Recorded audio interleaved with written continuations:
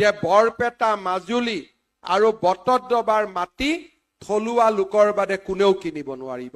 তাৰ থলুৱা মানে গুৱাহাটীৰ জন থলুৱা নহয়, মাজুলীৰ জনহে মাজুলীত থলুৱা, বৰপেটাৰ জনহে বৰপেটাত থলুৱা, বটদ্ৰৱাৰ জনহে বটদ্ৰৱাত থলুৱা।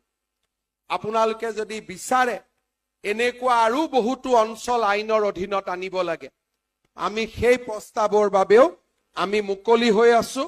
সেই ধৰণৰ আৰু যদি অঞ্চল কামাখ্যা পাহাৰক আনিব লাগে, নৱগ্ৰহ মন্দিৰক আনিব লাগে, যিমান কেইটা অঞ্চল আপোনালোকে সুৰক্ষিত কৰাৰ প্ৰয়োজন আছে বুলি ভাবে, আমি একোটা একোটা অঞ্চল আমি সুৰক্ষিত কৰি গৈ থাকিম।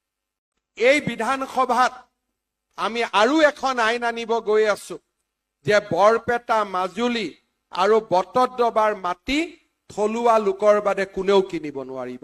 তাৰ থলুৱা মানে গুৱাহাটীৰ জন থলুৱা নহয়, মাজুলীৰ জনহে মাজুলীত থলুৱা, বৰপেটাৰ জনহে বৰপেটাত থলুৱা, বটদ্ৰৱাৰ জনহে বটদ্ৰৱাত থলুৱা।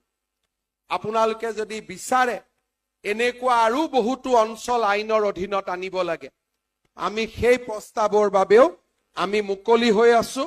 সেই ধৰণৰ আৰু যদি অঞ্চল কামাখ্যা পাহাৰক আনিব লাগে, নৱগ্ৰহ মন্দিৰক আনিব লাগে, যিমান কেইটা অঞ্চল আপোনালোকে সুৰক্ষিত কৰাৰ প্ৰয়োজন আছে বুলি ভাবে, আমি একোটা একোটা অঞ্চল আমি সুৰক্ষিত কৰি গৈ থাকিম।